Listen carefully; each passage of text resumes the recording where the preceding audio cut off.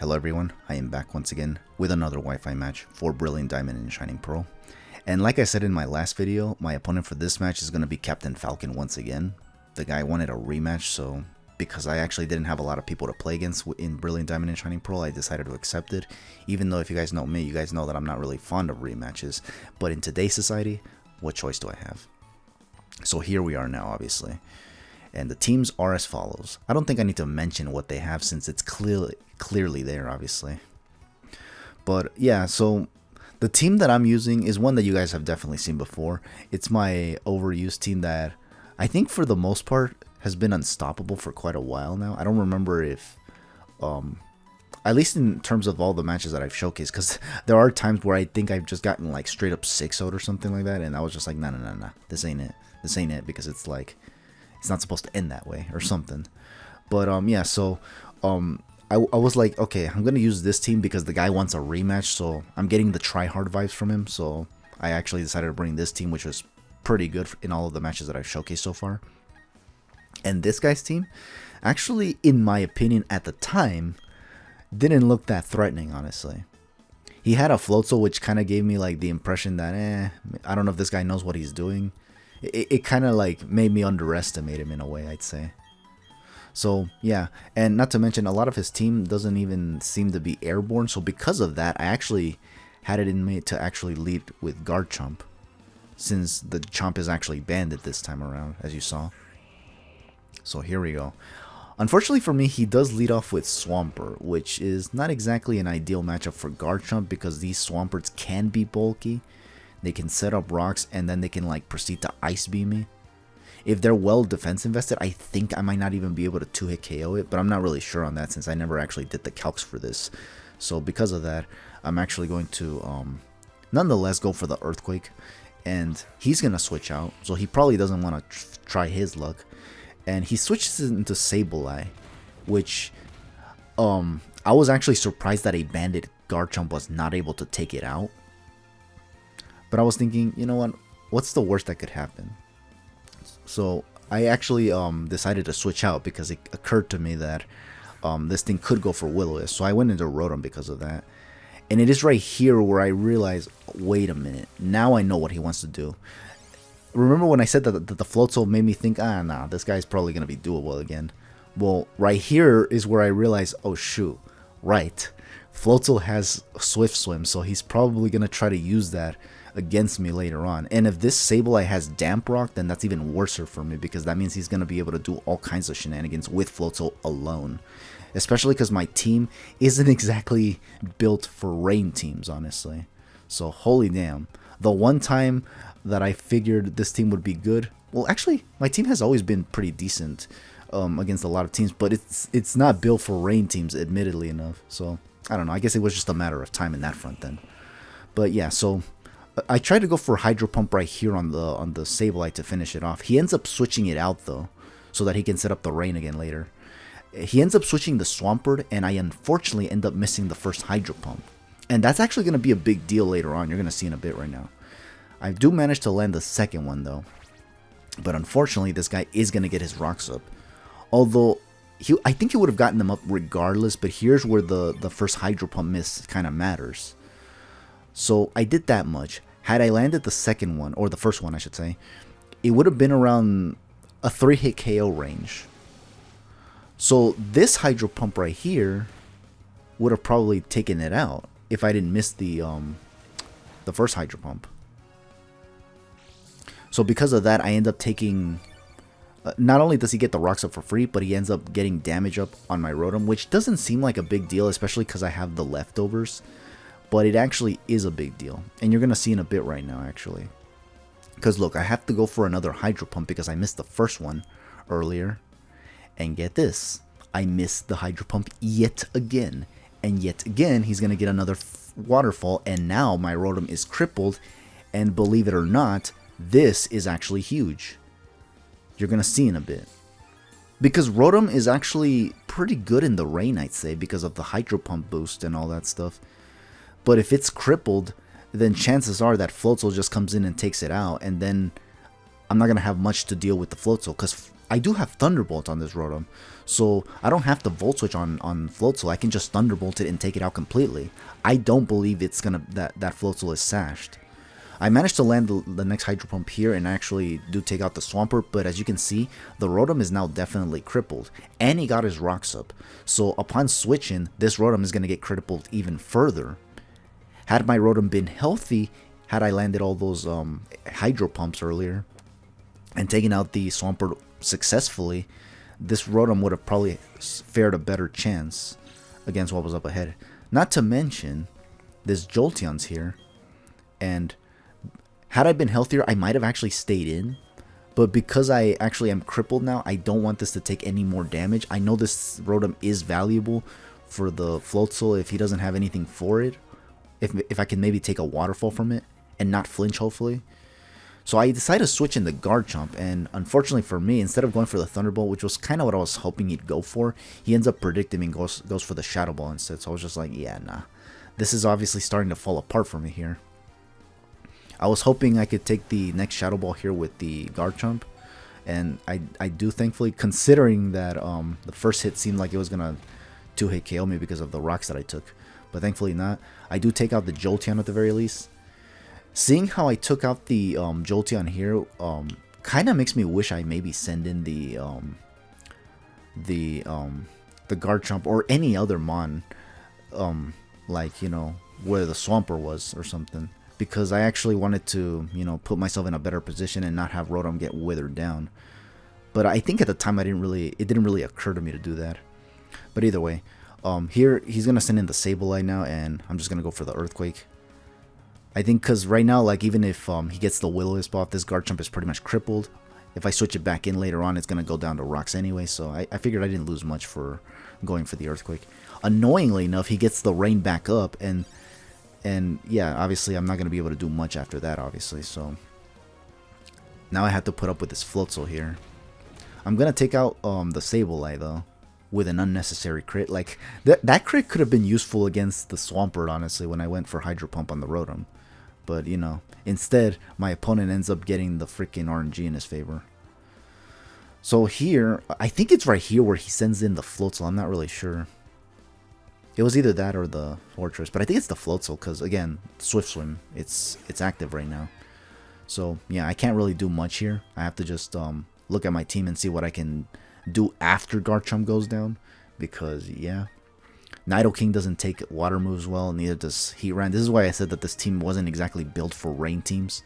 So, it's good against a lot of other teams, but for rain teams specifically, even if it's like a low-tier rain team, it's not exactly built for that. And I can definitely be, you know, like, in for a loop if I actually, you know, deal with it. So here, obviously, this Garchomp's going to go down. I do give it some rough skin damage, which is nice, because any bit of damage can help. So here I'm actually going to try to, I believe, send in I think I considered Clefable, and then I was thinking, wait a minute. If he has Waterfall, I could flinch. So here, I think I try to risk it, I think, for the biscuit here. And I think after heavily consideration, I think I ultimately end up sending in the Rotom. Because the Rotom actually is the only thing I have on my team that resists the water moves. I just needed to take one Waterfall, or even Crunch if it has that. So, and I'd be able to, like, take this thing out with a Thunderbolt. Here I go for it even if he switches out, because nothing on his team is immune to it anymore. But he does go for the Waterfall, and unfortunately, it was not enough for me to survive it. I don't know if this Floatzel's banded or not.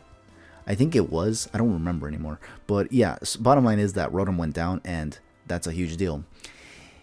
That's why the double Hydro Pump miss on the Swampert was a big deal, because I think had I actually landed at least most of those Hydro Pumps, hell, I think if I landed the first one alone, that would have been enough for me to 3-hit KO the Swampert. But because I missed one, I had to, like, go from several other Hydro Pumps, and another one missed on top of that. So because of that, my Rotom was crippled, and it pretty much caused me to lose it right here when it mattered the most. So see what I mean when I say that in Generation 8, when my opponents get RNG in their favor, it goes a long way for them. It's kind of insane how that's still sustained here. Although that was more prevalent in Sword and Shield compared to Brilliant Diamond and Shining Pearl, but as you can see, it's happening in this game as well. So it's just Generation 8 in general now that the RNG is becoming quite savage. Anyways, I sent in Clefable here to try to go for a Moonblast, but it was here where I realized, wait a minute, his last two Mons are Steel type Mons, and Rotom is down, and Heatran cannot do anything to Float Soul in the rain, and even if the rain was gone, if this thing is Banded or Life Orb, well, it's not Life Orb, it's probably Banded, honestly. It's gonna just one-shot Heatran because it's naturally faster than Heatran. Weavile, I don't think one-shots Float Soul, and if Float Soul has Brick Break, then Weavile goes down too. And even if it like you know, can do a lot of damage to Float Soul, it'll definitely take a hit and then probably get Aqua Jetted as well. So here what I did was hard switch in the Nidoking, and I was kind of hoping he'd go for the Bullet Punch. Unfortunately, he did not. I think he predicted me to switch out here, so he went for the U-turn instead. And unfortunately, he's gonna send out the obvious switch in because the rain is still up, and he's gonna go into Float Soul. I think if even if my Nidoking was Scarfed, I think he was still gonna outspeed with the Swift Swim. So yeah, I couldn't really switch out here. I didn't want to hard switch into Clefable because I feel like that thing is probably the only thing I have left that can take a hit from the Float Soul. Although chances are I should have tried keeping track of the turns of rain in order for me to determine if I could have just sent in Clefable just to take damage and then send out a Mon accordingly. But I think Nidoking doesn't outspeed Float Soul regardless. Like even if the rain was gone, so I think it wasn't that much of a big deal either way. Like I still was gonna lose something regardless, and I figured Nidoking would be it. Here I go for Moonlight because I wanted to see if maybe he'll try to go for Waterfall to see how much damage he'll do. Unfortunately, he doesn't have to do that whatsoever, so he's just gonna go back into Scissor. And it's here where I personally felt that I was lost. Like I lost here, I think, because yeah, no, Rotom is gone. That was my only means of pivoting, and this guy has pivoting options galore here. And you're gonna see what I mean, because it's not only the Scissor that he has as a pivoting option, he also has Fortress. Because remember, Fortress can also Volt Switch, so if he has Volt Switch on that Fortress, then yeah, we're pretty much donezo right here. He goes for a U-turn. I went for a Moonlight on the off chance he went for Bullet Punch. What I really wanted to do was just stall out the rain turns to see if I can maybe do something with Heatran. But the problem was that I was being forced to switch out a lot of times here because you know, the Float Soul just kept coming in. I go for Moonlight here, and he does switch into the Fortress right here. I think here I might try to go for a Moonblast. I'm not really sure. It's either that or I hard switch into Heatran, one of the two. Because yeah, here I was starting to get a little desperate because I know this guy can do all kinds of things here. I think here I switched out in case he tried hazard stacking me again with spikes. I switched into Heatran so that I can like try to predict him to go back into Float Soul expecting a fire move here. But he ends up having the Volt Switch here. So yeah, it was here where I realized, yeah, no, it's right here where I definitely lost. Because now I really can't do anything at this point. Because he could just endlessly pivot around me, and I don't have any immunities to Volt Switch, and U-turn, there's no need for any immunities. Like, it hits literally everything. So he has the upper hand on me here, no matter what I do here. I can switch in Clefable now, but he'll just hard switch back into either Heatran or either Scissor or Fortress. Here he's gonna surprisingly enough go for the Switcheroo, which actually reveals to me that he was in fact choice banded. He took my leftovers away, but right now, given that right now I'm in a bit of a conundrum with the Scissor and the Fortress, because unfortunately this Clefable does not have Flamethrower. Yeah, I'm just left with nothing. It doesn't really matter if I have the choice band or if I have the leftovers. I'm gonna struggle either way. Instead of having Flamethrower, I had Ice Beam on this Clefable. I do have one with Flamethrower, but I just brought the Ice one out because I was running into a lot of mons that were weak to Ice moves like Salamence or Gliscor and stuff like that. But yeah, unfortunately, I don't know if this guy just maybe knows that like what I can bring on my team, but yeah, he had two Steel types once again. And I was just like, damn it. This was the one time I would have liked to have used the Flamethrower Clefable, but you know, it is what it is. So here, obviously I can't really do much, so here I just go for a Moonblast, hoping he would like maybe stay in, but he does switch out. I try to hard switch in the Heatran, expecting the Bullet Punch yet again. Like he might U-turn. He might U-turn, but here's the thing. If he doesn't, then then I'd be like able to put myself in a decent position yet again. So once again, I just switched into Heat Ran. I was just hoping he would go for Bullet Punch at least once. But maybe he realized that I didn't have Flamethrower, otherwise I would have probably not been switching out this much. So that's why he just kept going for the U-turn, knowing that he could.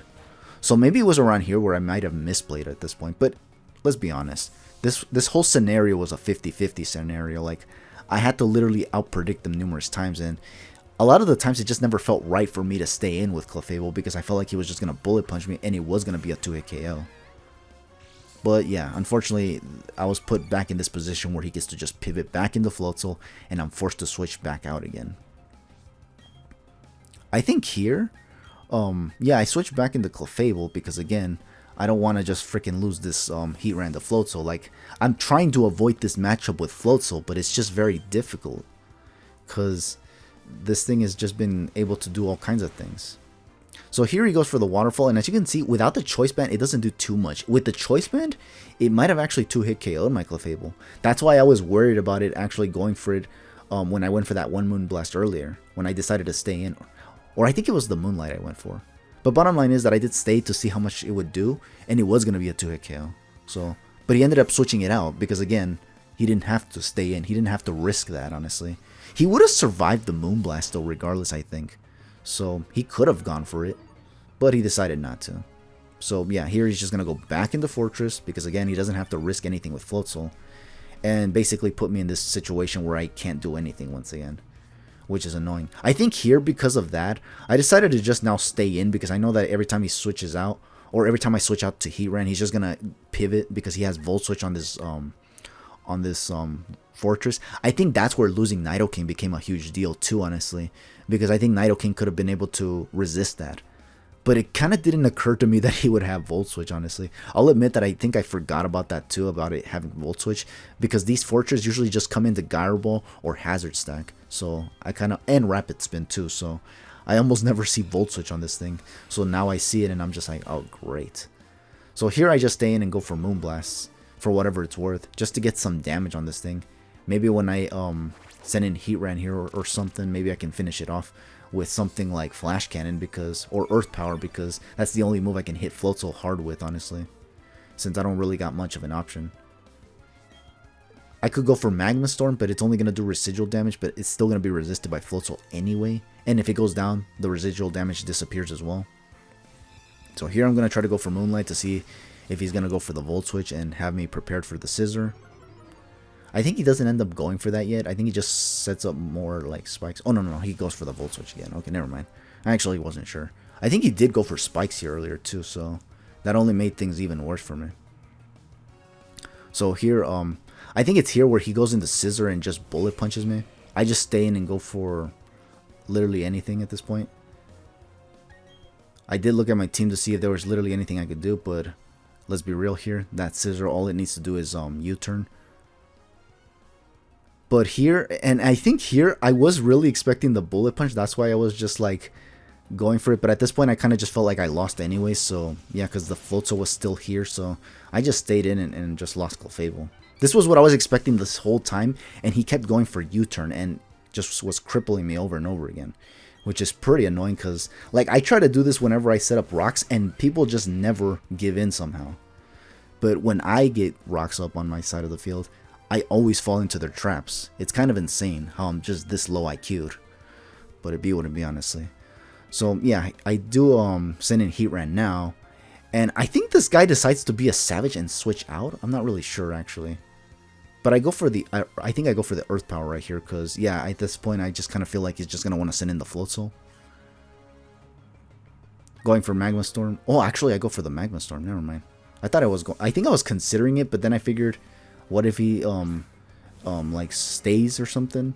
He doesn't stay. He ends up switching out, but it's not. It's to the Fortress, so I guess it doesn't matter regardless. He just sacked this so that he can now bring in Floatzel and sweep with that, which is again annoying. I got an unnecessary crit yet again here. Would have been nice to have gotten that somewhere around with the Clefable, but again, it didn't matter because it was two Steel types. Clefable was not going to be able to do much right there. So now here comes Floatzel, and unfortunately for me, this Floatzel is going to in fact clean up, because yeah, look, this Heatran is just definitely going to go down. My last mon is Weavile, and because he set up rocks, and I think he set up a layer of spikes too, yeah, it's going to get crippled, and unfortunately it's going to go down to an Aqua Jet, I believe. Which I think is surprising, because I think the choice band was removed, I think. I don't think he switched to Rooted back again. Yeah, no. Yeah, no, so he pretty much just switches it out. Here I was just like in disbelief, because I was just like, why, man? Why did this have to freaking happen? Like, I was trying so hard to like out-predict them, but I was just not getting the right calls here. This is why I'm like, I consider myself quite washed now with these Wi-Fi matches, because like I just don't make the right calls. Back in Gen 7, I used to make a lot of good calls with my opponents, but nowadays I just can't do it anymore. It's kind of insane. But yeah. So here's my last one. I took, you know, rocks and then spikes, and that did like almost a third of my HP. So yeah, I tried to go for the throat chop here, and yeah, that's all I can do. I think I do. I don't remember. Oh yeah, no. Okay, so yeah, here he's gonna go for the Aqua Jet, and yeah, I am gonna take it, but he's gonna go for the throat chop, or yeah, I do take it and I go for throat chop. And he survives, because obviously Weavile can't really one-shot Floatzels anyway, unless the Swords Dance was set up, but I don't have Swords Dance on this Weavile. And even if I did set it up, again, he had Aqua Jet, so he could have finished me off here with Waterfall, but I think what he was fearing is that I'd go for the Icicle Crush in hopes that I'd flinch it. But no, I just wanted to get the damage, hope for a crit maybe. And, you know, it lived and got to finish me off with another Aqua Jet, so it is what it is. If it wasn't for the hazards, I probably would have been able to take one more, but, you know, that's not how things were. So yeah, unfortunately for me, I ended up losing this match with this guy, which is, I'll admit it was pretty annoying, because it happened right as he asked for a rematch. Remember what I said earlier about me not liking rematches? It's because of this specifically. It's because now I get wrecked. And you saw how it was with the RNG. It just favored my opponent. It was just making it so that he does win in the rematch. I wanted to win against this guy so badly, but I couldn't, because again, the RNG that happened. It was just one bit of RNG, 2 Hydro Pump miss. That's all it took for my opponent to actually come out on top for this. Because otherwise I would have had my Rotom relatively healthy for the rest of his team, especially the freaking Floatzel. It could have Thunderbolted anything he decided to switch around too, honestly, because he didn't have any immunities after Jolteon was gone. But it is what it is. Either way, that's going to be the whole match for today. If you watched this match, thank you for watching as always. Hope to catch you fellas for another match whenever I get to it. For now, just take it easy and have yourselves a good one.